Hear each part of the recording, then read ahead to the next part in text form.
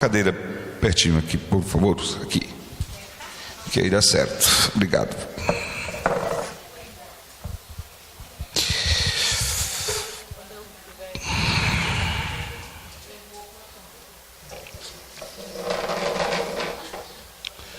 Amém. A graça e a paz do Senhor Jesus. Curve sua cabeça. Pai, nós continuamos, ó Deus, diante de Ti, somos gratos por esse tempo que tivemos de descanso, pelo alimento. Obrigado por tudo. Que Teu Espírito Santo continue ministrando e liberando sobre o nosso espírito, sobre a nossa vida, em o nome de Jesus Cristo. Amém. Nós precisamos compartilhar sobre evangelismo e missões. Nós vamos fazer isso em duas partes principais. Uma, introduzindo, nós vamos olhar para a nossa realidade como igreja. Quando eu digo nossa realidade, é a realidade de igreja no Brasil. E não vou entrar sobre métodos, tá? Nós vamos falar sobre métodos no sertão, mas não vou falar sobre métodos de evangelismo por uma questão ética, porque eu entendo que cada igreja local pode ter distintamente sua metodologia. Então nós vamos, no que diz respeito a métodos, nós não vamos, porque alguns trabalham com células, outros trabalham com evangelismo pessoal, enfim. Então, nesse mérito aí, nós vamos nos esforçar para não entrar nesse mérito, para não incorrer numa coisa do que é mais certo, não está certo, funciona, não funciona. Não, nesse âmbito aí, nós não vamos entrar nesse aspecto, mas nós vamos principalmente olhar para uma realidade nossa como igreja brasileira, e também de uma visão, claro, de Deus sobre isso e sobre o que temos experimentado ali no sertão e em outros campos missionários. Amém?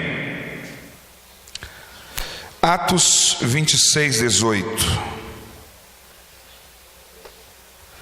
Atos. É bom a gente começar por onde passaram a bola para nós, né? Atos do Espírito Santo, Atos dos Apóstolos, Atos da Igreja, como você queira chamar. Que não terminou ainda, né? Esse livro aqui, ele continua sendo escrito. Atos 26.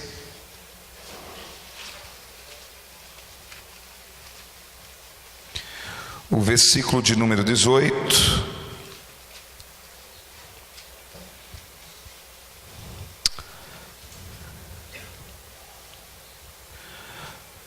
Quando é uma palavra de envio, o versículo 17: irei livrar-te deste povo e dos gentios para os quais te envio.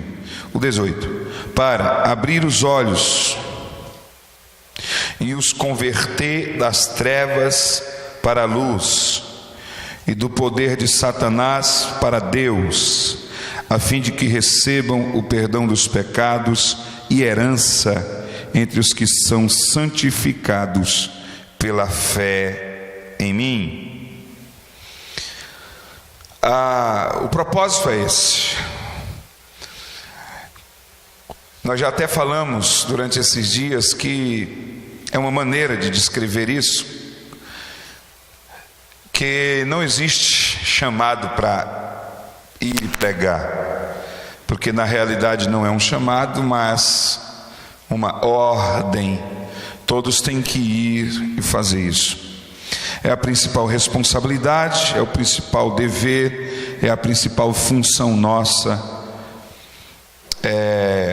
Lá no livro dos Salmos diz: pede-me e eu te darei as nações como herança.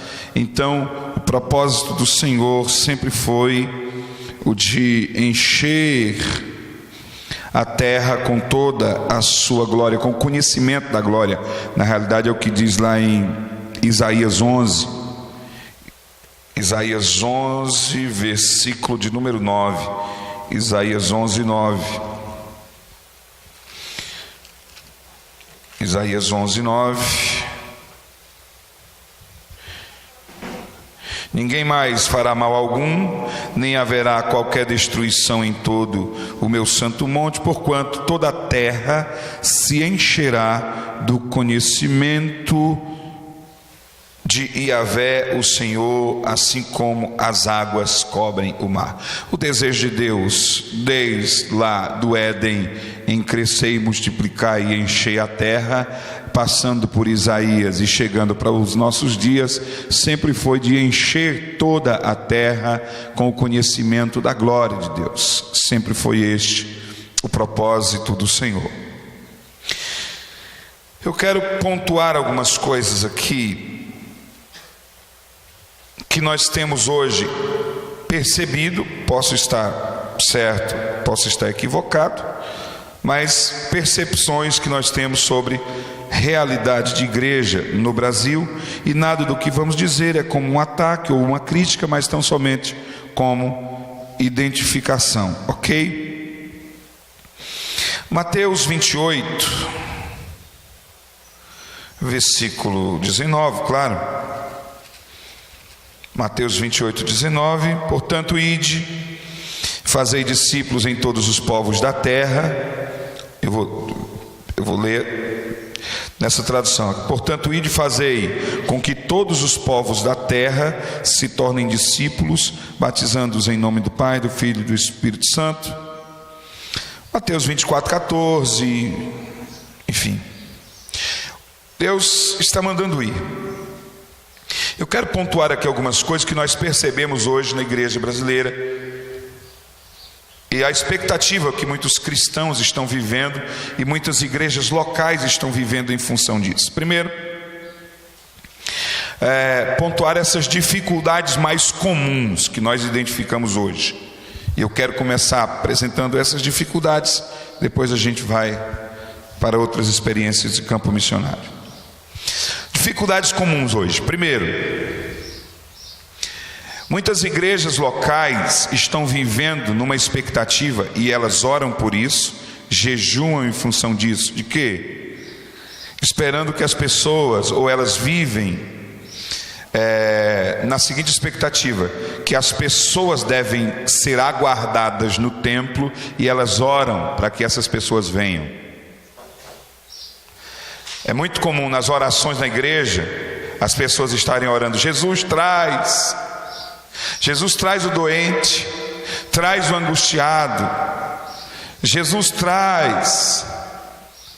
Eu não vou dizer que é antibíblico, claro que não, porque você está fazendo uma oração sincera, mas você está orando contrário ao que Ele mandou.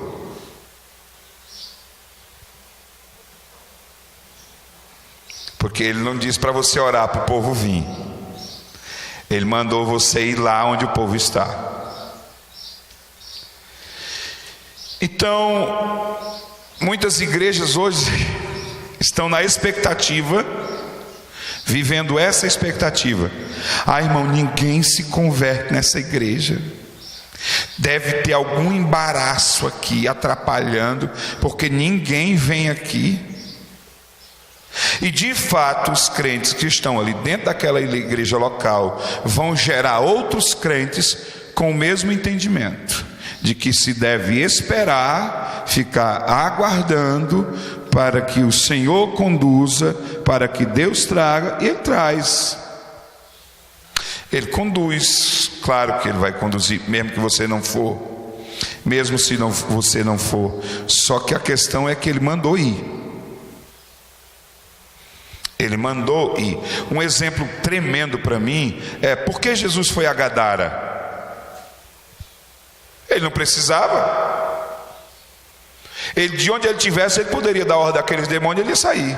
Ele sai do monte, desce, atravessa o mar, vai para aquele lugar, liberta uma pessoa, é escorraçado de lá, porque não quiseram ele lá, ele é escorraçado de lá. Por que ele fez questão de ir? Ele foi por causa de um,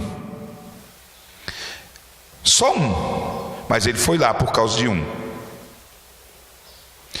Tem gente que nem se anima para pregar, não, mas só tem nós aqui. Vamos fazer culto, não? Vamos fazer só uma oração aqui e nós vamos para casa. Hoje tem pouca gente, vamos embora. Ah, não vamos evangelizar, não. Só veio nós. Esse povo não quer nada com nada mesmo. Eu vou para minha casa. E aí não vai evangelizar porque só veio 2 ou 3 ali e vai embora. Porque na realidade acha que o dever é de que aquelas pessoas devam vir para a igreja, o perdido deve vir para a igreja. Mas não foi isso que ele mandou. Eu estava na Índia e o Deus falou comigo uma coisa tremenda, assim, para mim mudou minha vida em muita coisa.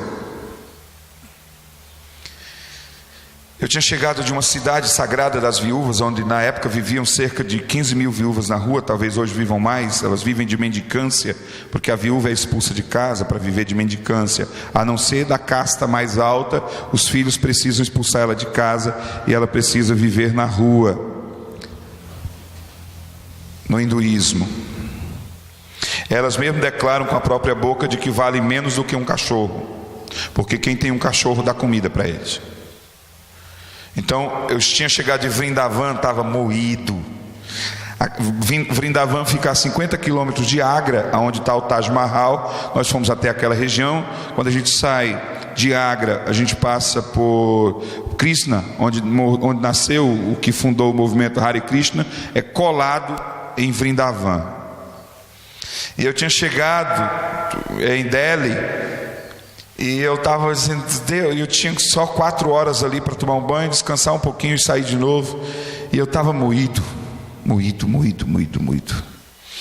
E eu estava assim, moído não de cansaço, eu estava arrebentado com aquela realidade de milhares e milhares de pessoas sem Cristo.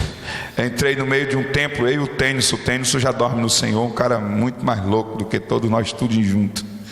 Tinha uma mulher lá adorando lá, e nós entramos lá no meio com elas lá e pulando e tocando uns pandeirinhos que ela estava pegando na mão dela, e nós começamos a cantar em português uns cânticos ao Senhor lá dentro. Aí lá se vê um sacerdote, desceu uma pancada em nós, saímos expulsando, queria chamar a polícia.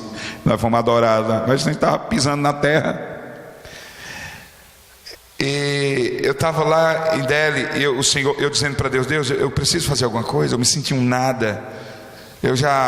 Nós já como igreja já investíamos em missões na Ásia, na África, fazíamos outros tipos de trabalho. E eu achando assim, quando eu cheguei lá, eu digo, Deus, eu não fiz nada ainda, eu não presto, eu não fiz nada. Não fiz nada.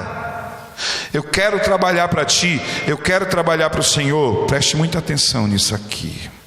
Quando eu estava dizendo para ele, eu quero trabalhar para Ti, eu quero trabalhar para o Senhor, aí ele falou assim, Giovanni, alguém pode trabalhar a vida toda para mim e no final não ter feito nada do que eu mandei.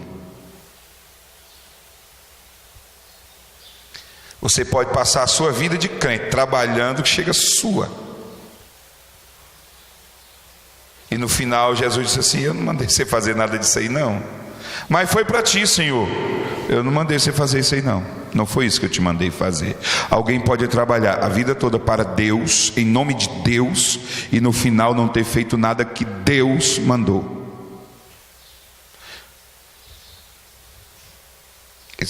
Problema sério isso. Por quê? Porque muitas vezes nós decidimos o que queremos fazer e pedimos para que Deus abençoe aquilo que nós decidimos fazer, e não vamos para aquilo que Deus mandou fazer. Nós decidimos e queremos que Deus abençoe aquilo que nós decidimos. Então muitas igrejas hoje no Brasil, muitas. Quem aqui é a igreja? Ah, então você entendeu de que eu estou falando. Você achou que era da placa lá, né? Não, a igreja que eu estou me referindo é você. Você é a igreja. Quando a Néia falou aquilo ali, eu estava no meu espírito, e eu ia falar com ela depois dessa ministração, sugerir aquilo. Eu já ia falar com ela, para que as pessoas fala para quem está do seu lado, fala assim, ei, quando você quiser ofertar na igreja, você pode ir lá na frente, levar a sua oferta, Mas você pode também vir na minha vida. Quando você oferta na minha vida, você está ofertando na igreja, porque você é a igreja. Você é a igreja. Você é a igreja. Amém? Primeiro, um dos problemas que nós identificamos hoje, uma das dificuldades hoje como igreja no Brasil, muitas pessoas acham que devem ficar aguardando as pessoas virem nos templos, primeiro. Segundo, o outro problema atual, comum nas igrejas, é que as pessoas, elas serão alcançadas a partir do momento que elas forem atraídas por eventos. Então muitas igrejas têm o entendimento de ganhar alma através de evento. Então vamos fazer um evento. Então ela promove 1 ou 2 eventos no ano, e é montada toda uma estrutura, tem todo um trabalho. Veja bem, eu não estou aqui criticando nenhuma denominação, estou identificando aquilo que eu penso como males, dificuldades que nós enfrentamos hoje no Brasil. Eu estou me referindo a entendimento. Para alguns ministérios, a maneira como eles enxergam alcançar vidas é através de eventos. Para algumas pessoas, não, nós precisamos fazer algum evento nessa igreja para a gente ganhar alma. Entende do que eu estou falando? É o entendimento de que se ganha alma através de um evento. Então, vamos trabalhar 3 meses, 4 meses em função de um evento, para que naquele, não estou dizendo que fazer um evento é errado. Vamos trabalhar aqui 3 meses, 4 meses em função de um evento, e para que naquele dia, então, a gente ganhe almas para Cristo. Então trabalhamos 3, 4 meses em função daquele evento. Às vezes ficamos felizes, às vezes podemos ficar frustrados com o resultado de pessoas, mas o que importa é que se ganhar uma alma já vale mais do que o mundo inteiro. Amém, aleluia. E a gente vai dizer esse discurso no final. E agora? Não, agora não dá para fazer um evento em seguida, porque demanda tempo e gasto e trabalho fazer um outro evento. Então mais na frente, daqui a um tempo, a gente planeja ir um outro evento, e é nesses episódios que essas igrejas pensam em ganhar almas, quando tiver um evento. Você percebe em que nenhum dos dois aqui, até agora, e aqui eu ampliei o leque. Tem muita igreja no Brasil vivendo naquela primeira ali, mas também tem um grande grupo de igrejas vivendo nesse segundo pensamento aqui. Então nós abrangimos agora uma quantidade maior de igrejas que estão caminhando nessas duas coisas, ou em uma dessas duas coisas. E você pode perceber em que nenhuma destas duas, até o momento, a responsabilidade não é pessoal. Em nenhuma delas a responsabilidade é pessoal. Na primeira, a responsabilidade é do próprio perdido vir até o templo. Na segunda, a responsabilidade é do evento. Se o evento deu certo, deu certo. Se não deu certo, foi o evento que não foi bem feito. Então a gente precisa planejar melhor o evento, mas não é uma responsabilidade pessoal. Muitas igrejas estão vivendo em função de eventos. E muitos eventos, é isso que o nome diz que é. O que é? Vento. Vento. É vento. Muito. É só isso que é. Você consegue Jesus programando um evento? Você vê Paulo fazendo um evento? Não, vamos para Atos. Eu estudei Atos durante 1 ano. Eu guardei bem o meu coração, senão, meu Deus, você termina assim: meu Deus, o que nós somos hoje em dia? Qualquer coisa menos igreja, porque a gente nem se parece, nem de longe. Amém? Então muitas igrejas hoje, quando pensam sobre ganhar almas para o reino, pensam em orar para que as pessoas venham no templo. E se as pessoas não estão vindo é porque tem algum embaraço ali naquela igreja. Então, ou se não, outras vivem para ganhar almas em função de eventos. E aí, se o evento não deu resultado, culpa de quem está organizando. Aí os que não estavam na organização vão criticar quem fez. E no próximo agora vai ter que ser uma outra turma, que é para poder dar resultado, porque esse evento aqui não deu. E aí vão se dividindo nas facções, tentando ganhar alma no evento. Mas qual é o bom disso? É que até o momento nenhuma responsabilidade é pessoal. Vamos ampliar um leque e englobar mais um pouco de igrejas na nação brasileira. Vamos lá. Muitas igrejas hoje vivem pensando em ganhar almas, esperando que a pessoa venha. Outros pensam em ganhar almas na promoção de um evento. Outro grupo pensa em ganhar alma em que as pessoas devem ser atraídas através de campanha.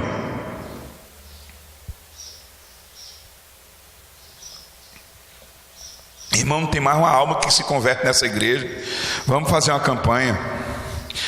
E aí, se as pessoas vierem, Deus vai fazer um milagre, elas vão converter.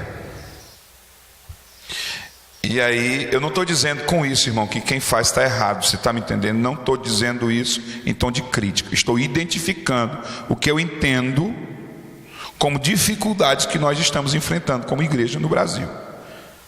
Eu também não vou dizer que estou certo, estou neutro. Tenho minha opinião, mas eu estou simplesmente trazendo uma visão. Então muitas igrejas pensam hoje em dia, a forma delas evangelizarem, a forma delas cumprirem a ordem que é ide. Vamos fazer a campanha? A gente distribui o sal, a vassoura, a flor, o sabonete e por aí vai. Um dia encontrou uma senhora e ela, quando ela abriu a bolsa assim, saiu aquele mau cheiro de peixe podre. Aí eu disse, eu acho que tem alguma coisa aí na bolsa da senhora. Aí ela desenrolou de um papel assim, de um guardanapo, um peixinho assim, uma piabinha daquelas peixinhas assim. Aí eu disse, não, isso aqui foi distribuído, isso aqui é da campanha. Um peixinho podre dentro da bolsa. Eu posso citar o nome, se fosse o caso eu poderia, porque foi uma coisa que eles fizeram pública, era da Mundial. Então se tornaram público e fizeram a campanha pública, então a mulher estava com um peixinho podre dentro da bolsa, porque aquele peixinho, e não foi barato não, viu? Bote 100zão para fora não, para ver se você leva o peixinho daquele, leva não, só com 100zão.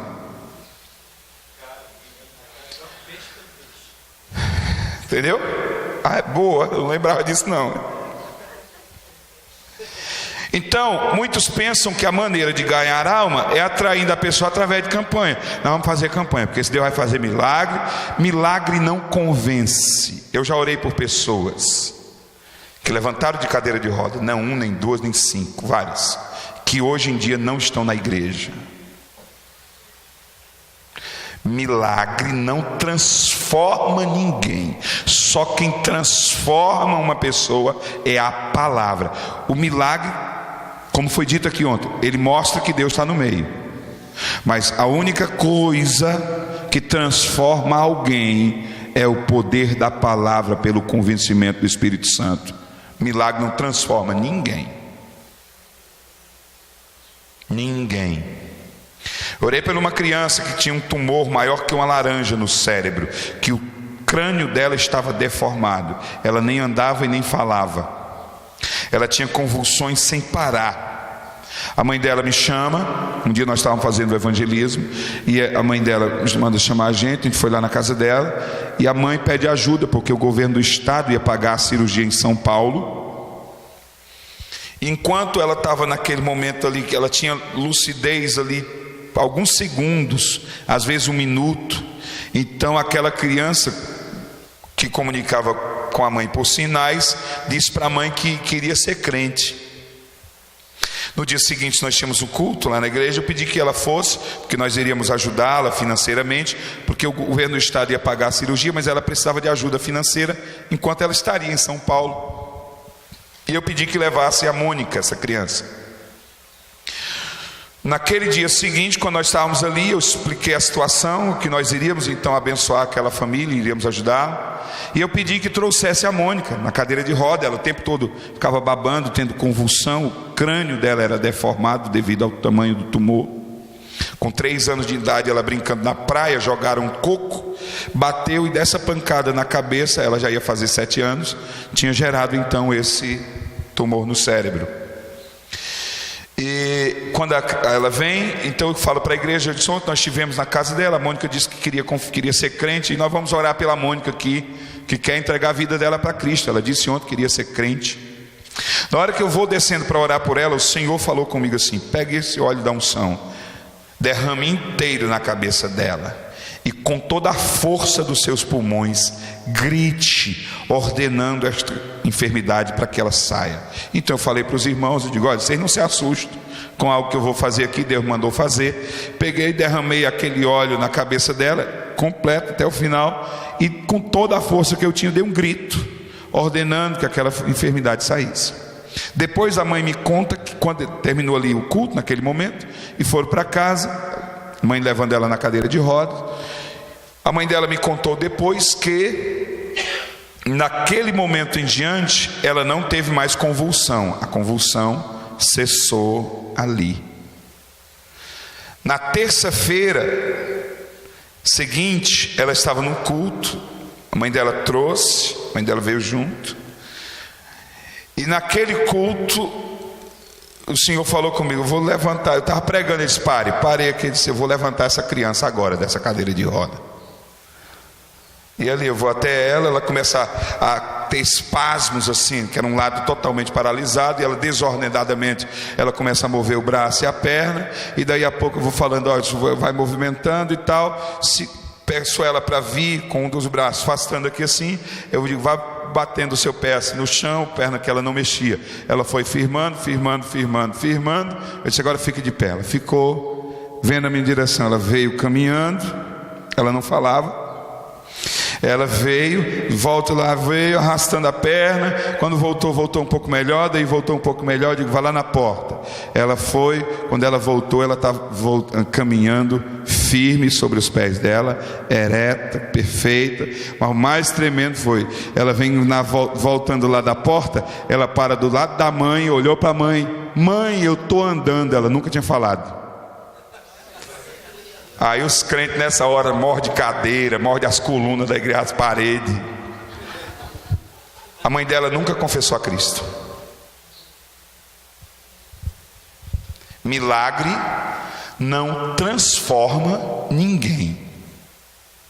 Só o que transforma é a palavra. É a palavra.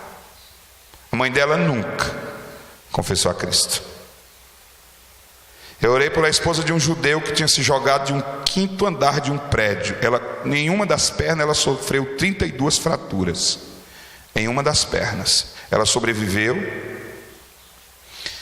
Depois de quase 2 anos, ela na cama, nós fomos um dia visitar os pés dela, porque os médicos explicaram para ela que era a única maneira dela sobreviver. Ela caiu com os calcanhares no chão assim. Então quando ela bateu o primeiro calcanhar, ela saiu quebrando. Ela se jogou, na verdade ela tentou o suicídio, e ela saiu quebrando as pernas, e enquanto quebrava, amorteceu. Ela quebrou a bacia e partiu o punho, ficou pendurado pela pele assim na mão. Ela não sofreu nenhum traumatismo na cabeça. E quando nós chegamos, os pés dela, ela foi cortada, essa carne de baixo, de tanto que tinha osso pequeno, esfacelado. Ela fez inúmeras cirurgias. Quando nós fomos visitá-la, ela já tinha, o esposo dela era judeu praticante, a mãe dela crente. E quando nós fomos visitá-la, os ossos já tinham 2 anos.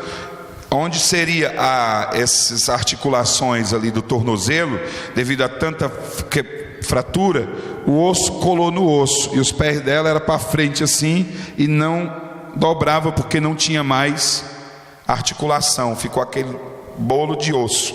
E tinha as radiografias, os exames, que você podia ver aquela massa óssea junta, E no momento que eu estava orando por ela, na hora que eu estava orando, eu fui lá para orar por ela. Eu nem tinha ideia do que Deus ia fazer. Quando nós fomos orar por ela, eu estou aqui orando por ela, o pé dela que estava para frente veio assim para trás, foi para frente. E moveu aonde não tinha articulação. Como não tinha articulação, Deus restaurou ali na hora as articulações. E eu vi aquele movimento do pé, eu fiquei bravo, fiquei valente, eu disse: você vai andar agora. E a mulher ficou de pé aqui e saiu andando. Ela muito fina as pernas, porque 2 anos tinha atrofiado a musculatura. Ela não conseguia ter força para segurar o restante do corpo, mas ela voltou a caminhar. Ficou tão perfeita que se ela tiver vestindo uma calça jeans e tênis, você não sabe que algum dia ela sofreu um acidente. Só se ela tirar o tênis, aí você vê que essa parte da cava foi tirada do pé dela, porque era tanta carne misturada com osso moído da queda que você percebe. Ela nunca nem confessou a Cristo. Porque milagre não transforma ninguém. Se você for lá na igreja, você vai conhecer o Rafael. Rafael foi vítima de um acidente de carro, morreu uma pessoa, ele ficou em coma, muitos dias em coma, sofreu traumatismo craniano, partiu a medula, rompimento da medula, estourou 2 vértebras. O Rafael ficou com uma perna mais curta que a outra. Lembra daquele filme que em português chama Como Se Fosse a Primeira Vez? Oi, meu nome é John. Tom, né? Meu nome é Tom. Aí daí a pouco: oi, meu nome é Tom. O Rafael tinha a memória recente de 2 minutos. Quando o pessoal do evangelismo encontrou o Rafael, as primeiras vezes traziam ele na igreja, ele vinha na cadeira de roda, e ele não tinha controle sobre o corpo, isso já 1 ano e meio depois do acidente, em que ele vinha com a fita, botava aquele velcro aqui para ele ficar preso na cadeira, porque ele não conseguia ficar sequer sentado assim. E então, por mais 1 ano e meio, eu ajudei a mãe dele, levando ele 2 vezes por semana para o hospital Sara Kubitschek em Fortaleza, onde ele fazia tratamento de reabilitação para tentar melhorar a qualidade de vida. Amém? Depois desse tempo, fomos com o Rafael, ajudando ele, um dia no último culto do ano na igreja, aquele culto, encerramento e tal. Deus liberou uma palavra para o Rafael. Deus mandou dizer para ele: olha, no começo desse próximo ano tem uma surpresa para você, você vai voltar a andar. Ele tinha a medula partida. Na hora, depois ele falou, e a fala dele, ele não falava, era embolado, não tinha memória recente. Eu ia com ele para o Sara, eu ficava brincando, de Rafinha, HVU 3322, a placa do carro da frente. Aí ele ia, eu podia cronometrar, ele ficava rindo, HVU 3322, HVU 3322, o relógio ia contando, quando desse 2 minutos, pastor, qual era a placa? Ele lembrava que tinha uma placa, não lembrava mais do número, e a pouco ele não lembrava mais que era uma placa, e até que apagava completamente. Ele era jogador da seleção cearense de vôlei, lembrava de tudo de antes do acidente, nada depois do acidente. Quando foi, nós oramos ali pelo Rafinha, depois ele contou que, porque o pessoal lá da igreja tirava aquela faixa dele, era muito quente, então ficavam do lado do outro, cruzava o braço, ficavam segurando uma perna, o outro na outra, na frente dele. Ele disse que naquele momento da oração sentiu a mão das pessoas que estavam segurando ele. Quando foi na semana seguinte, ele estava sozinho, estava com a mãe dele na casa. Ele chama a mãe, e uma fala muito ruim, e diz que tinha um homem ali de branco encostado dele, que mandou ele levantar e andar, porque ele ia levantar e andar. E a mãe, ele pesadão, a mãe com medo, sozinha, até que no desespero dele, ele não aceitava, ele queria ajuda. Ela botou ele em pé, ele começou a andar. Hoje o Rafinha anda normal, recuperou a memória normal, recuperou a fala normal, quase normal. Ele fala muito apressado, mas ele já falava apressado antes. A única coisa que ficou foi a perna continua mais curta que a outra, 4 centímetros menor que a outra. Rafinha está firme, está na igreja, mas milagre não transforma ninguém. Só quem convence é o poder da palavra. Só o que transforma é o poder da palavra. Mas muitas igrejas hoje têm como método de ganhar pessoas, ou como único método de ganhar pessoas, estratégia, fazer a campanha. Tem igrejas que vivem em função de esperar, igrejas que vivem em função de fazer eventos, igrejas que vivem em função de fazer campanha. Fazer campanha também ainda não é uma responsabilidade pessoal. Ok? Faz um favor, fica de pé.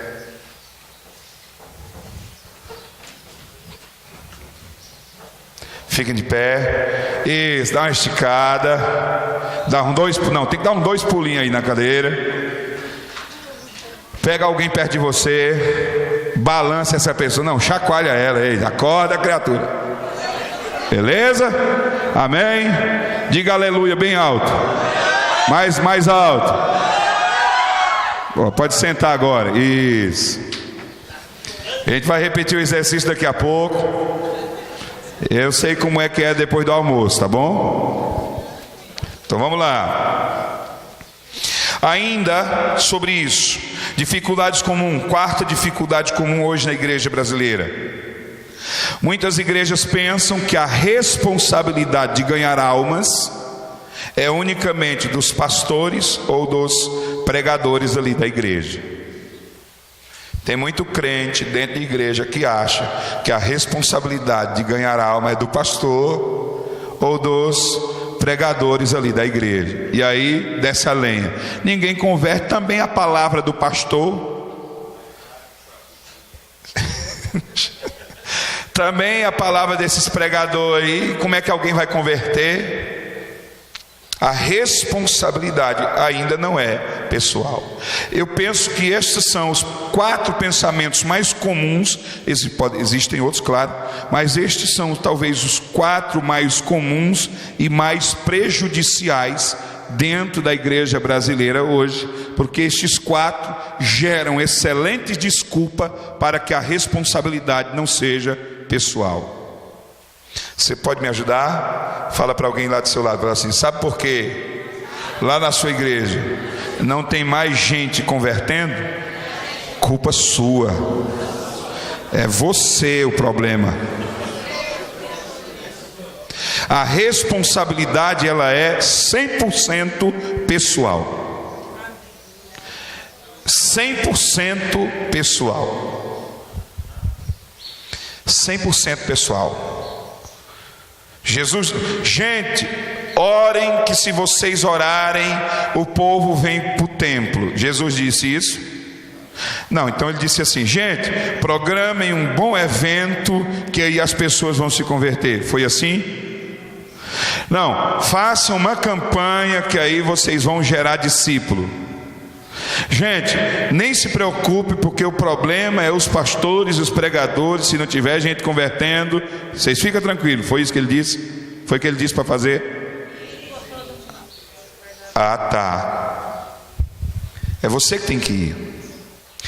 É a igreja que tem que ir. Olha o que eu escutei como pastor daquele que me contratou para o serviço. Lá estou eu um dia, com todo amor no meu coração, como pastor, orando. E eu estou orando, e eu estou dizendo: Senhor, me ensina. Eu quero cuidar melhor do teu povo. Senhor, eu quero pastorear melhor. Eu quero ser um pastor melhor. Eu quero amar mais o teu povo. Eu quero cuidar do teu povo. Eu quero cuidar melhor dos teus filhos. Eu quero cuidar melhor. Me ajuda. Ele disse: não. Eu disse: mas como não? Ele disse: eu não te chamei para isso. Eu digo: agora deu mesmo. Ele disse: então sou eu o problema, eu que acho que sou pastor, então o senhor não me quer para ser pastor. Ele disse: eu não disse isso. E eu estava dizendo para Deus: Deus, me ajuda, me ensina a cuidar melhor. Ele disse: eu não te chamei para isso. Aí ele falou assim: eu não chamei a igreja para cuidar de crente, eu chamei a igreja para buscar o perdido.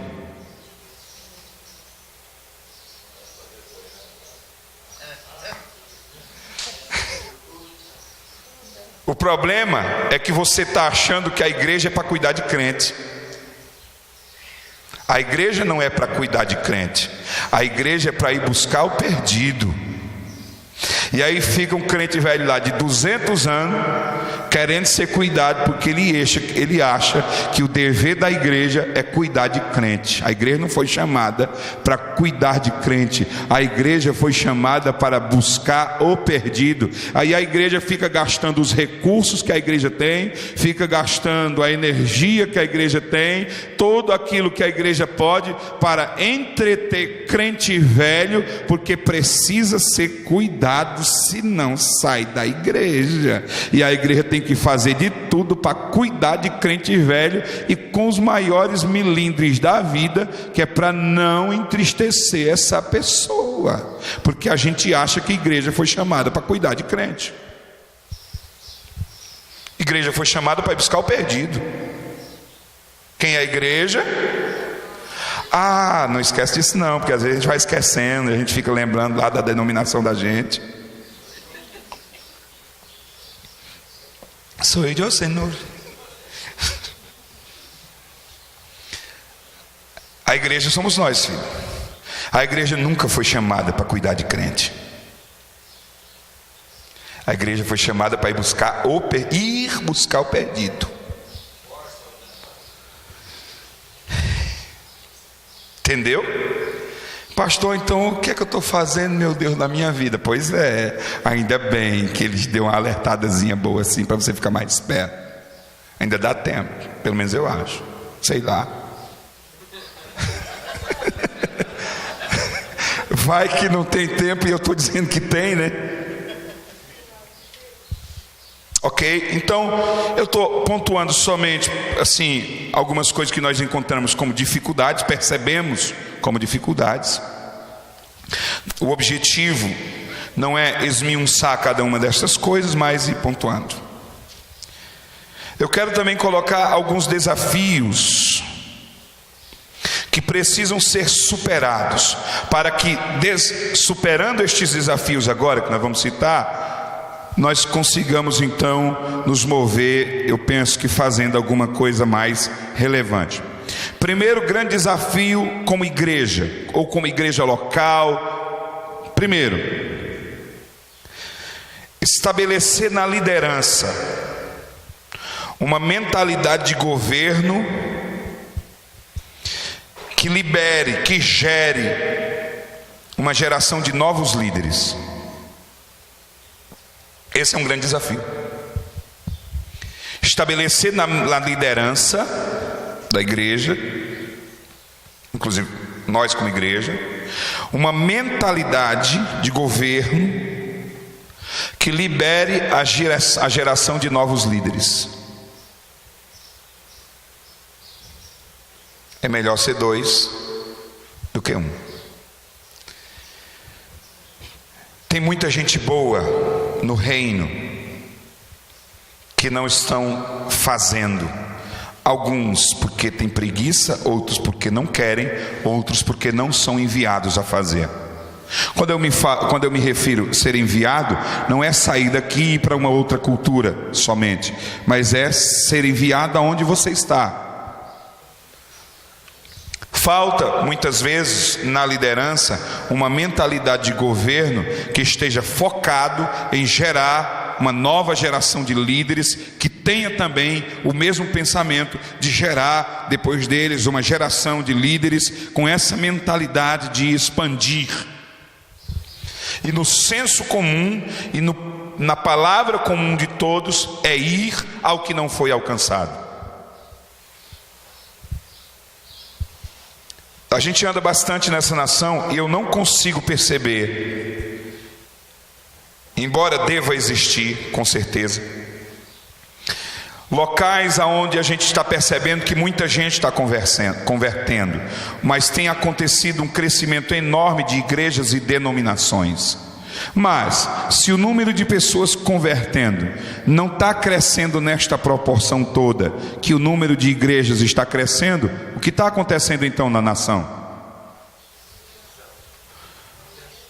Está crescendo muito o número de igrejas, mas não o número de crente.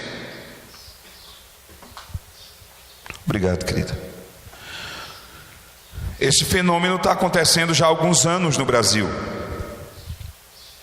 Então uma denominação vem aqui, se instala, faz uma grande programação, traz aí uns pregadores famosos, e ela começou hoje com uma pessoa ou algumas pessoas de uma equipe que vem para implantar aqui essa igreja, e quando foi no final da semana, depois de uma semana de programações, ela tem 1000 membros.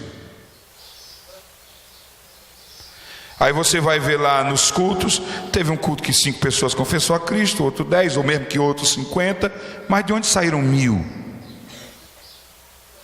E agora é membro desta igreja que começou há uma semana nesta cidade. E os líderes vão dizer assim: nós estamos vivendo um avivamento.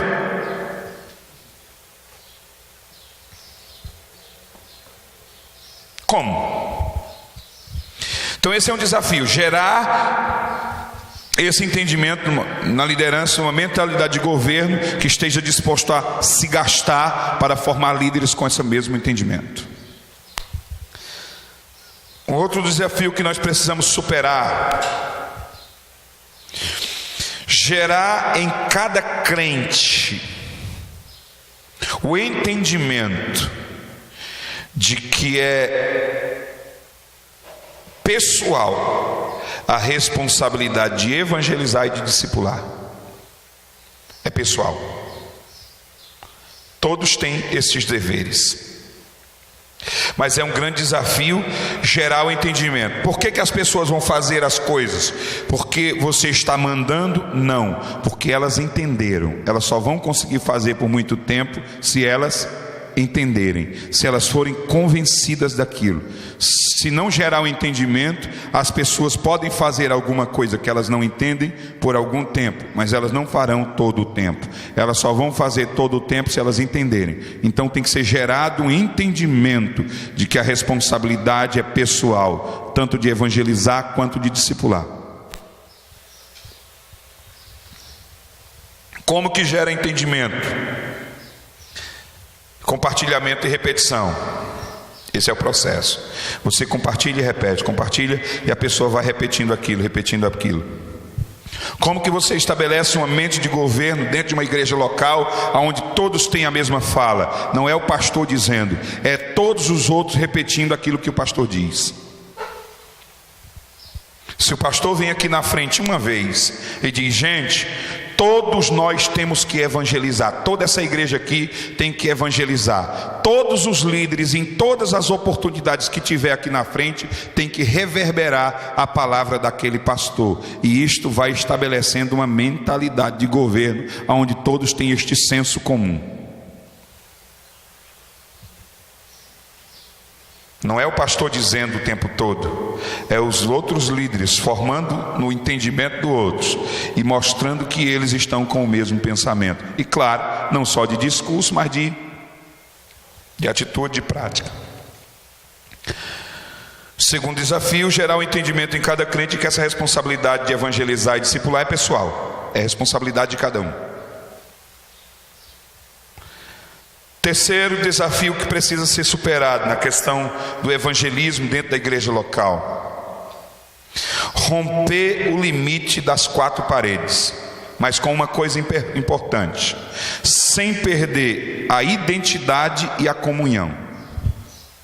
É que vou só, não como crítica, mas como informação. É onde muitas igrejas que antes não trabalhavam, por exemplo, com célula ou em pequenos grupos, e passa a trabalhar, é onde muitos têm problema, é porque elas rompem a barreira das 4 paredes, mas às vezes perdem a identidade ou perdem a comunhão. O desafio é romper os limites das 4 paredes, sem perder a identidade como igreja local, como povo, e sem perder a comunhão. É um grande desafio fazer isso. Em que todos falam a mesma língua, em que todos têm um senso comum, em que todos estão com a mesma identidade. Não é sendo igual, irmãos, não é uniformidade, é ter identidade. Aquele povo tem uma identidade, tem um DNA. E um faz parte do outro, embora que um esteja aqui nesta cidade, o outro do outro lado da cidade, o outro lá mais na frente, mas são um só, no mesmo corpo, com o mesmo propósito, com o mesmo objetivo, amando e ajudando e servindo uns aos outros. É um grande desafio isso hoje em dia. Romper os limites das quatro paredes já é um desafio gigantesco. É muito complicado.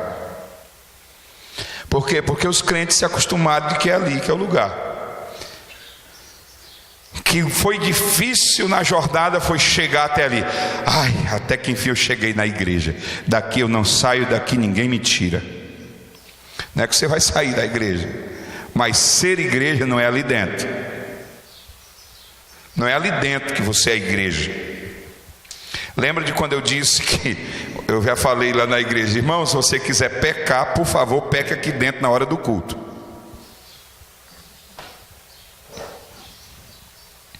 Porque se for para pecar da porta para fora, aí não. Da porta para fora lá você vai testemunhar, você vai ser... Claro que eu não quero que eles pequem na hora do culto, mas se for para pecar lá fora, eu prefiro que você aqui dentro. Esse é o desafio. Quem aqui trabalha? Você tem um emprego lá, você cumpre horário. Não para mim, para você mesmo. Anote aí no papel 3 justificativas de por que, se você se encaixar, por que você não está fazendo um pequeno grupo lá no seu local de trabalho e pregando o evangelho. Anote aí explicando para você mesmo por que você não está fazendo isso. Depois olhe se as suas explicações são justas, se você aceita essa justificativa aí. Porque se você não estiver fazendo, você está enrolado. Ou você quer que todas as pessoas que trabalham com você vão para o inferno? Não? Quem está na faculdade? Agora, pastor, quem é que vai levantar a mão depois dessa? Depois eu vou ter que fazer um trabalho lá na faculdade.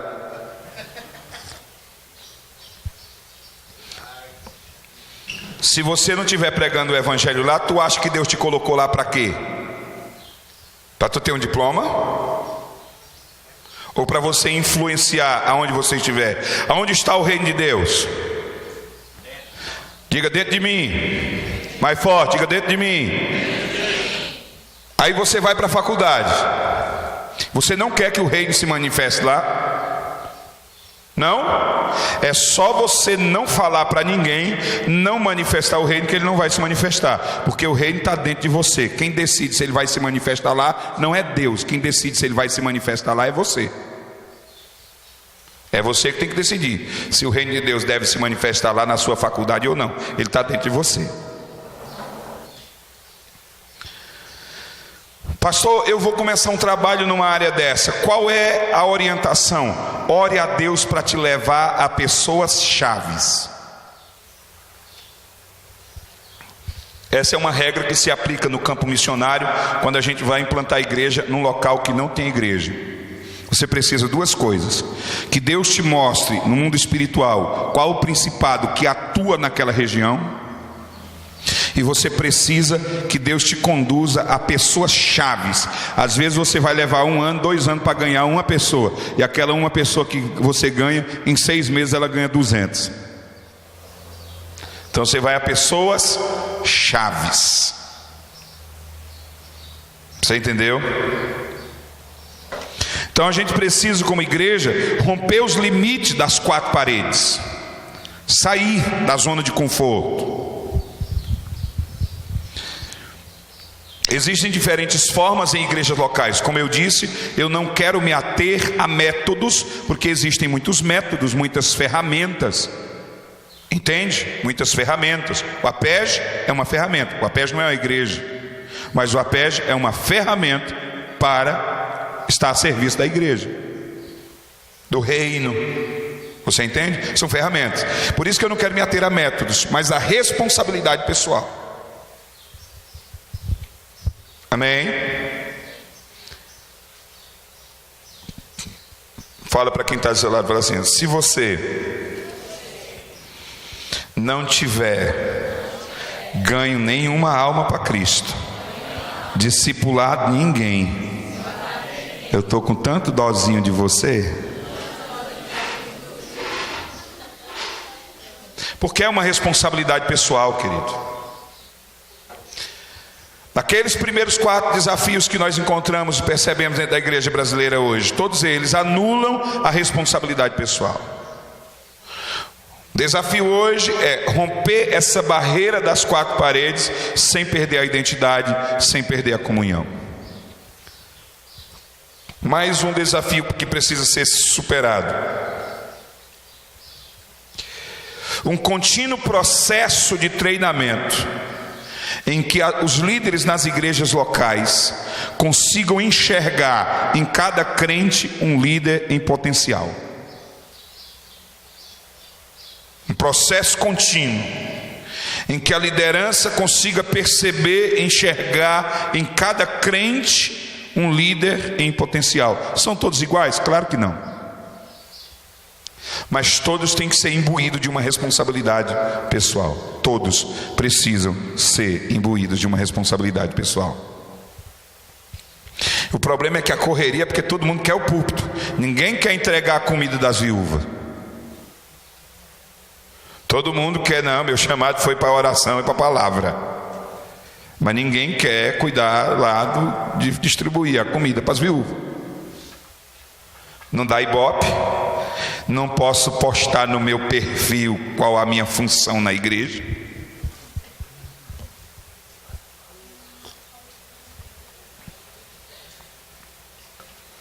Ok? Então estes são desafios. Como eu disse, a intenção é simplesmente olharmos com essa ótica, amém? Para perceber qual a realidade que nós estamos inseridos como igreja no Brasil, e estas realidades são as mais comuns.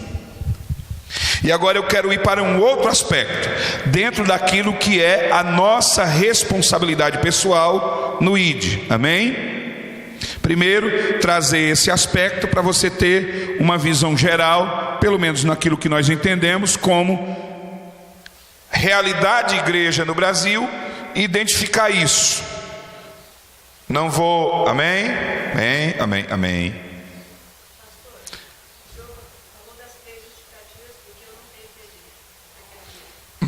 Isso aí foi uma maneira de você justificar para você do porquê. Aí uma coisa, e depois veja se você conseguiu convencer você mesmo. Porque se for para mim, eu nem quero saber quais são, mas não me convence.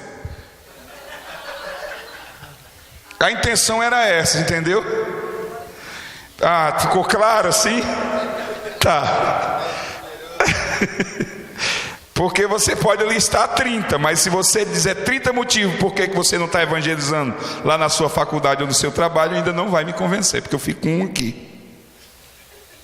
Marcos 16:15. E disse-lhes: ide por todo o mundo e pregai o evangelho a toda criatura, a não ser que no seu trabalho ou na sua escola não tenha nenhuma criatura.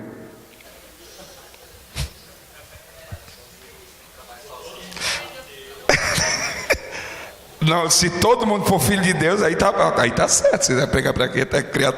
Mas se tiver uma criatura,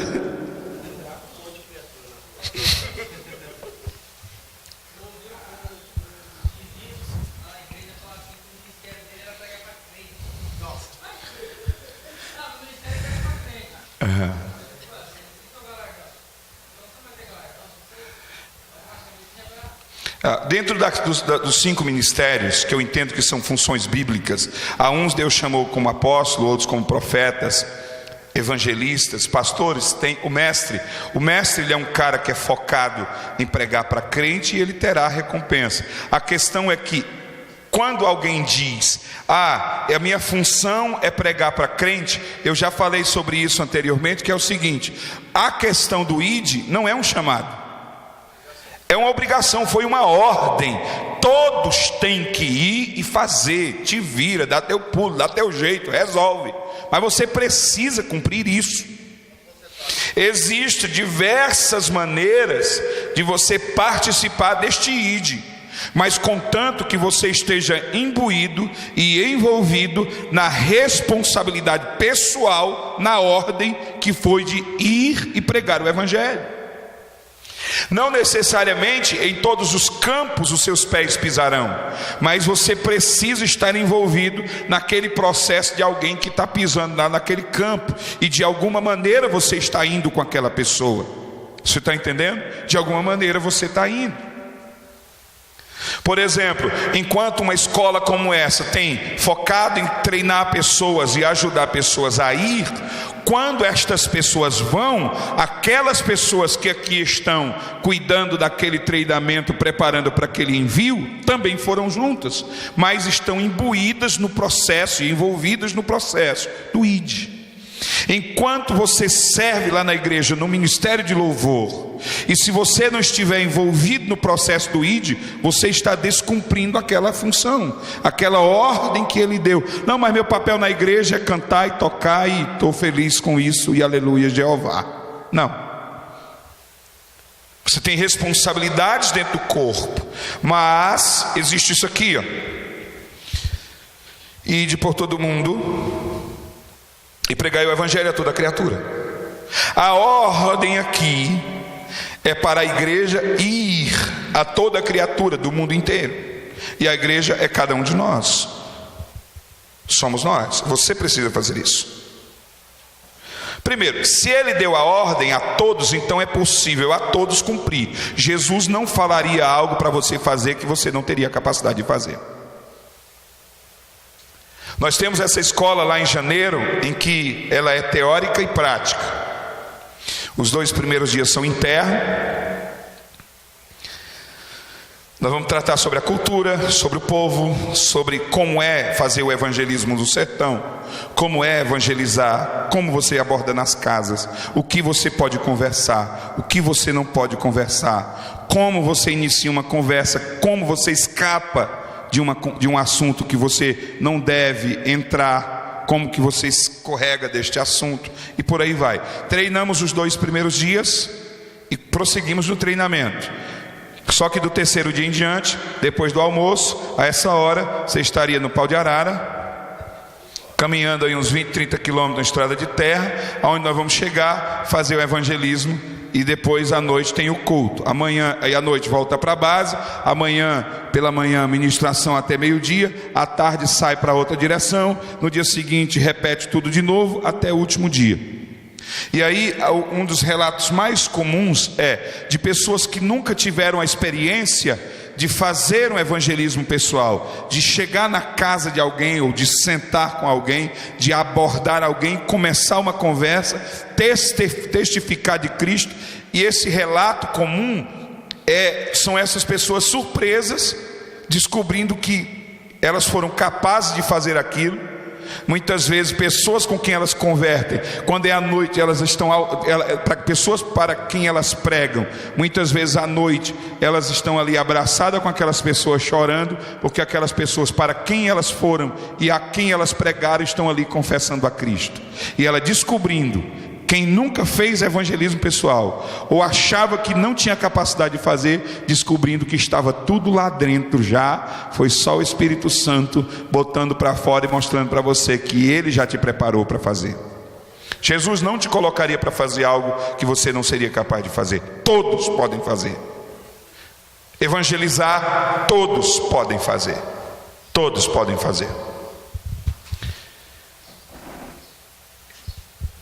Como eu disse, muitas vezes nós escolhemos os projetos, aí vamos orar a Deus, e aí queremos que Deus abençoe aquilo, e não o que Deus decidiu para nós.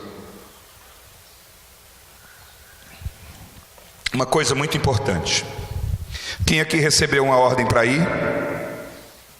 Amém? A cobrança que você receberá da parte de Deus será de acordo com a ordem que Ele deu, e não de acordo com as metas que você estabeleceu para você mesmo. Deus não vai te cobrar pelas tuas metas, nunca. Deus vai te cobrar pelo que Ele estabeleceu para você fazer. Mas nós vivemos em função daquilo que nós estabelecemos para nós. Minha meta é essa, meu objetivo é esse aqui. Deus vai prestar conta contigo do que Ele te mandou fazer, e não do que você estabeleceu para você fazer.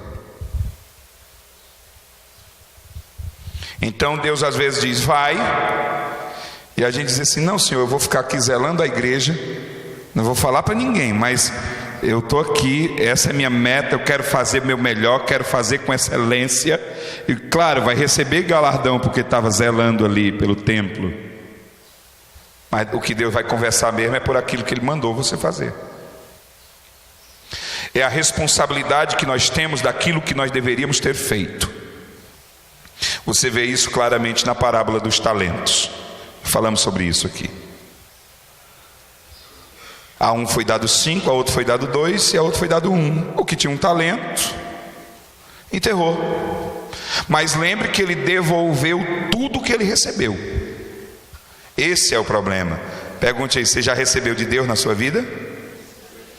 Um dia você vai se encontrar com Ele e você vai devolver, correto? Agora bate assim nessa pessoa, se você for devolver para Deus somente tudo que você recebeu, você está muito encrencado. Por quê? Porque você precisa frutificar em tudo aquilo que você recebeu dele. Ah, mas eu estou devolvendo tudo, Senhor, não perdi nada, estou de boa, tudinho está aqui. Tu deveria ter colocado no banco para quando eu voltasse recebesse pelo menos um juro. Ele foi cobrado por aquilo que deveria ter feito.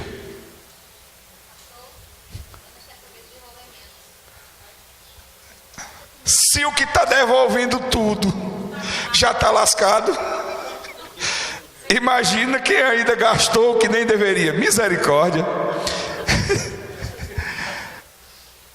Irmãos, é tão sério isso. Isso é tão sério, é tão grave. Por quê? Porque uma das coisas que Deus mais faz é nos dar a oportunidade de nós tocarmos pessoas, alcançarmos pessoas. E uma das coisas que os crentes mais fazem é desperdiçar estas oportunidades.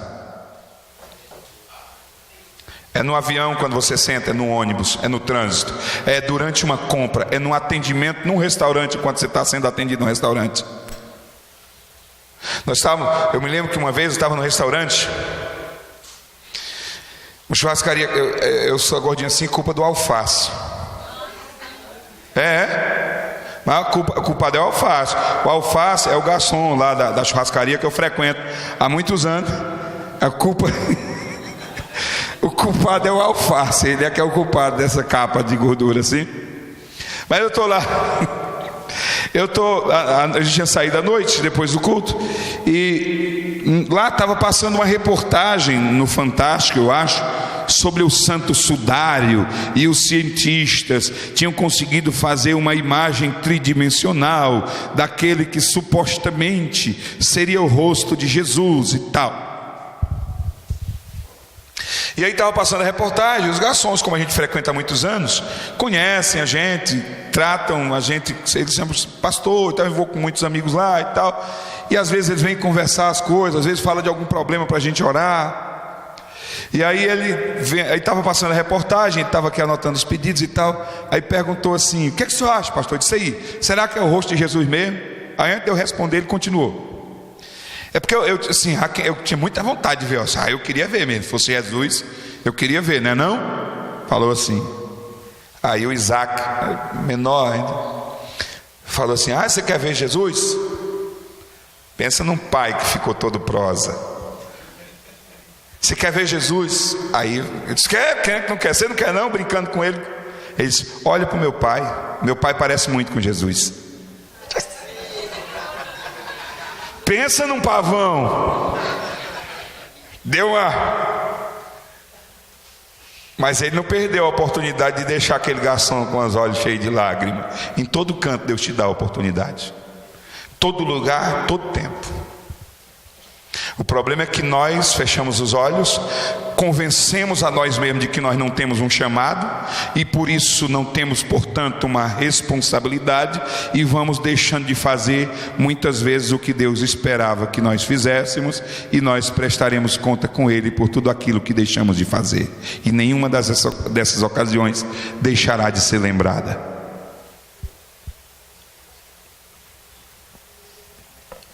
Vamos falar assim de uma maneira bem grosseira. Seus galardões você vai acumulando por aquilo de bom que você fez, mas eu não sei se de repente a conta no final vai bater. Entendeu? Existe uma diferença entre galardão e herança. Galardão é pagamento, herança é o que você alcançou em Cristo. Herança, mas galardão é pagamento. Para pagamento tem uma prestaçãozinha de conta.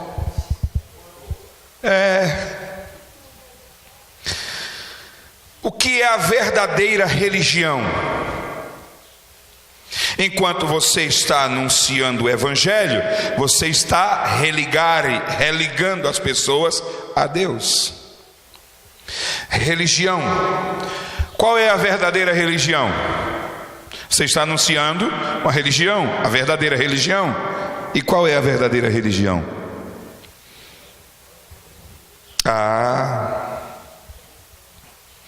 Tiago. A religião pura e sem mácula para com Deus, o Pai, é Tiago 1:27. A religião pura e sem mácula para com Deus, o Pai, é esta: visitar, em outra tradução vai dizer socorrer, os órfãos e as viúvas nas suas tribulações, e a si mesmo guardar-se incontaminado do mundo. Ok? Deixa eu pegar essa outra tradução aqui, é basicamente a mesma coisa. Tiago 1:27. A religião que Deus o Pai aceita como sincera e imaculada é esta: cuidar dos órfãos e das viúvas em suas dificuldades, e especialmente não deixar se corromper pelas filosofias mundanas. Eu penso que enquanto nós estamos na responsabilidade de ir e pregar como igreja, eu penso que nós temos outra responsabilidade tão importante quanto levar a palavra. Mateus 6:33, não está aqui, mas vamos por esse caminho. Mateus 6:33.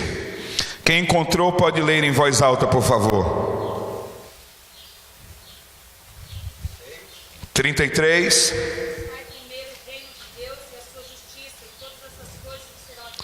Ok. Quem aqui já orou pedindo coisas a Deus? Levante sua mão, seja crente. Quantas vezes na Bíblia você vê ele mandando a gente orar por coisa? Tem uma. O pão nosso, quando vocês orarem, orem assim. Então ele mandou pedir coisas, mas ele mandou pedir o pão de cada dia. Mas por que a gente pede um monte de outra coisa? Preste atenção nisso aqui. Eu estou falando sobre evangelismo, estou falando sobre missões, estou falando sobre o ID. Eu creio que na responsabilidade que a igreja tem de ir, enquanto ela vai e anuncia e proclama e está fazendo discípulos, eu entendo que tem uma outra responsabilidade tão importante quanto esta, que ela está conduzindo a palavra, porque é a mesma, tem a mesma densidade. Para quem tem fome, atos de justiça, você pode chamar de boas obras, a Bíblia chama de atos de justiça. Apocalipse 19, versículos 7 e 8. Já a gente volta para Mateus e depois a gente volta para o texto do ID. Apocalipse capítulo 19, versículo de número 7 em diante. Preste bastante atenção no que eu vou ler. Alegremo-nos e exultemo-nos e demos glória a Ele, com E maiúsculo, porque chegou a hora das bodas do Cordeiro e sua noiva já está preparada. É o casamento. Versículo 7, que eu acabei de ler, 19, 7. Preste atenção aqui, depois você conclui sua anotação. A igreja que vai casar com o noivo, é esse o versículo 7, é disso que está falando. Chegou a hora das bodas do Cordeiro, a noiva já está preparada. A noiva que vai casar, a igreja que vai casar, está preparada. O versículo 8 é para dizer como ela está preparada, a noiva que vai casar, a igreja que vai casar. O versículo 8, deixa eu ler para você, preste atenção nisso. Para vestir-se, foi-lhe dado ou providenciado linho fino ou linho finíssimo, resplandecente e puro. O linho fino representa os atos de justiça dos santos. Em outra tradução vai dizer, aqui a Bíblia interpretando a Bíblia, ela acabou de dizer que a igreja que vai casar está vestida de linho fino, e o mesmo versículo já interpreta o que é isso. O linho fino são os atos de justiça dos santos. A igreja que vai casar com ele está vestida de atos de justiça. Buscai em primeiro lugar o reino de Deus e a sua justiça. Que sua justiça? Ai, pastor, é Deus fazendo justiça por mim. Não. Buscai em primeiro lugar o reino e a sua justiça, a justiça do reino. E o que é a justiça do reino de Deus? Muito crente pensa assim: ah, meu irmão, eu agora estou no reino de Deus. Se alguém pisou no meu pé, Jeová vai pegar e vai pagar o preço, porque ele vai fazer justiça. Não é isso não. Isso aí é macumba gospel, é outra coisa. Buscai em primeiro lugar o reino e a justiça do reino. O reino e a sua justiça. O que é a justiça do reino? Atos de justiça. Você tem que buscar o reino e a justiça do reino. Você tem que manifestar o reino e a justiça do reino. Em primeiro lugar, enquanto você está fazendo isso, ele acrescenta coisas para você, ele lhe dá coisas. É isso que ele está dizendo. Busque o reino e a justiça do reino, que as coisas vos serão acrescentadas. Ele acrescenta, ele lhe dá coisa. Você não precisa pedir coisa, se preocupar com coisa. Busque o reino e a justiça do reino, que as coisas ele dá. Nem se preocupe com isso. Buscar em primeiro lugar o reino e a justiça, que as coisas ele acrescenta. Ele não manda você buscar coisa, manda você buscar o reino, a justiça do reino. A justiça do reino são atos de justiça. A igreja que vai casar com ele está vestida de atos de justiça. E o que são atos de justiça? Mateus 25. Mateus 25. Atos de justiça.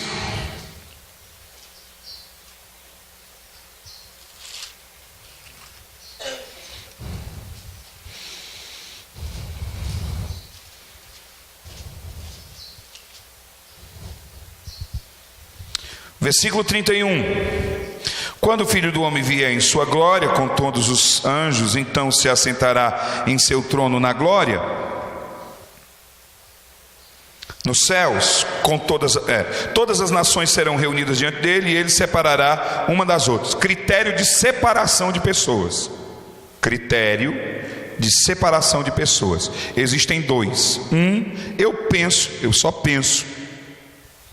Não vou dar isso como regra doutrinária, não entenda isso como...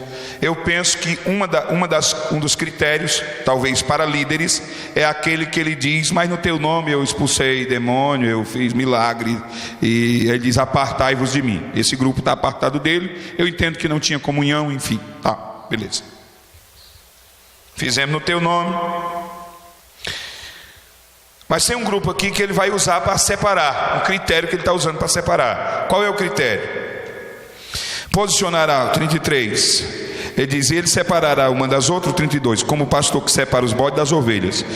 33, posicionará as ovelhas à sua direita e os bodes à esquerda.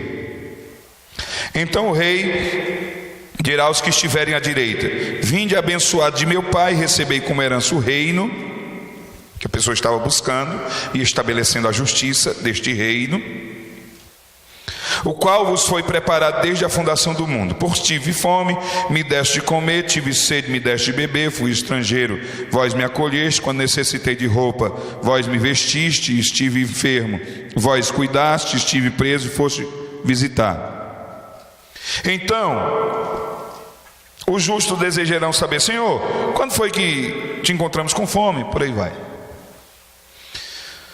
O que são atos de justiça? Matar a fome do faminto, matar a sede do sedento, vestir o nu, visitar o enfermo, socorrê-lo, o preso, a viúva, o órfão, o estrangeiro. Esse é o papel da igreja. É isso que eu ia chegar. Esse é o papel da igreja. Papel da igreja. Quem é que é a igreja? Se você não estiver matando a fome do faminto, matando a sede do sedento, se você não estiver visitando o preso, o órfão, a viúva, o estrangeiro, se você não está fazendo isso, você está nu. Você vai casar como? Porque a veste da igreja é ato de justiça. Está escrito lá, não estou improvisando nada, não estou forçando nada, é mais claro do que qualquer outra coisa, porque é o texto interpretando o texto. Os atos de justiça é o linho finíssimo, o linho finíssimo são os atos de justiça. Se você não estiver praticando ato de justiça, como que você vai casar? Eu provo a minha fé através das minhas obras. Me prova a tua fé sem obra. Ela é morta. Está nu, tem nada. Então, o id é levar esta verdade que liberta, mas a verdadeira religião é cuidar do órfão da viúva. Então eu não creio num evangelho em que você só fala para as pessoas. Como que eu vou dizer para alguém que está com fome e eu tenho comida aqui, e dizer: pai, se a tua barriga está doendo de fome, tá? Vem cá que eu faço uma oração por você e vai passar a dor. Manto! Jesus te ama. Que amor é esse? Então, no entendimento que nós temos, no id, você precisa ir, e esse ir é integral. O amor de Deus é revelado por intermédio da sua palavra, convencido pelo Espírito Santo e provado pelos seus atos. Aí você ama. O amor de Deus é conduzido pelas palavras, convencido pelo Espírito Santo e provado pelos seus atos. Aí as pessoas ouvem, se convencem e provam deste amor. Não é só discurso vazio.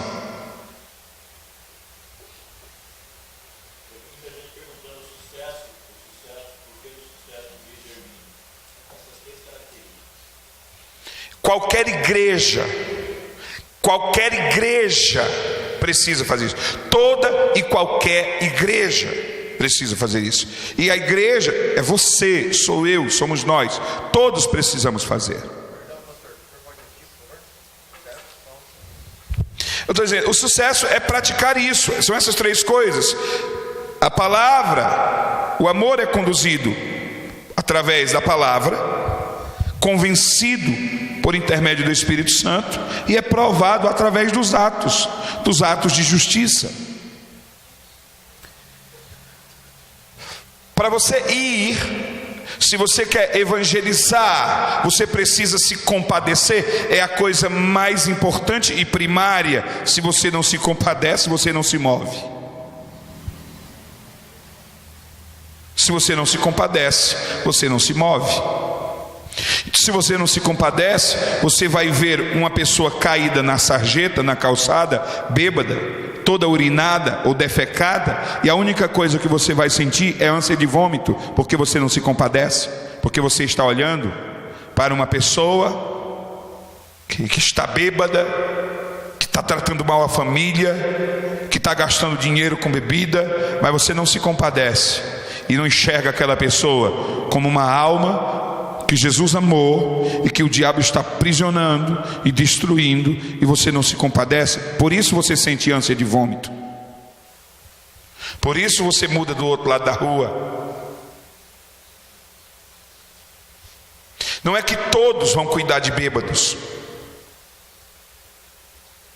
estou dizendo é da necessidade de nós nos compadecermos, porque se quisermos evangelizar, é a única forma que vai fazer com que você se mova, é se compadecer. Senão você não se move, porque sua cama é confortável, seu ar-condicionado é confortável, sua TV, que era de 42, precisa ser de 50 polegadas para se tornar mais confortável, e o seu carro é confortável e você quer tudo confortável. Irmãos, eu vou evangelizar hoje à tarde, eu vou pegar meu Face e vou postar umas 3 postagens. Eu fiz um grande evangelismo hoje, em massa.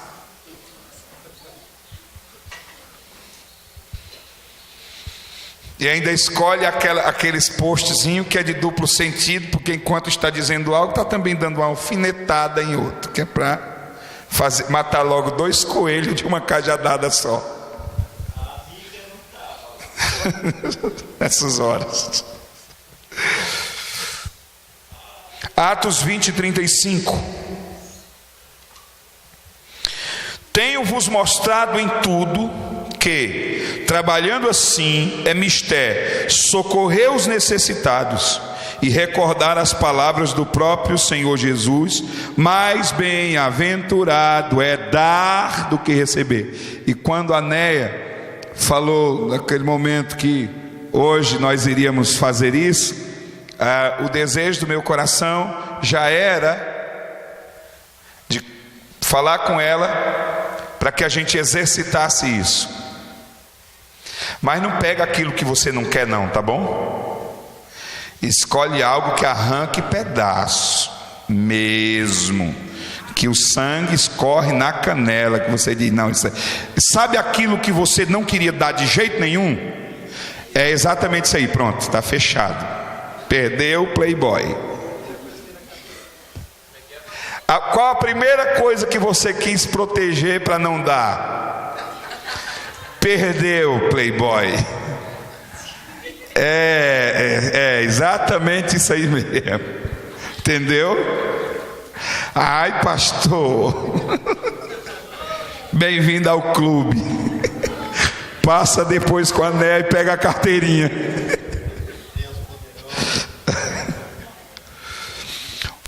No id, no ir, no evangelizar, você não pode ter só palavra.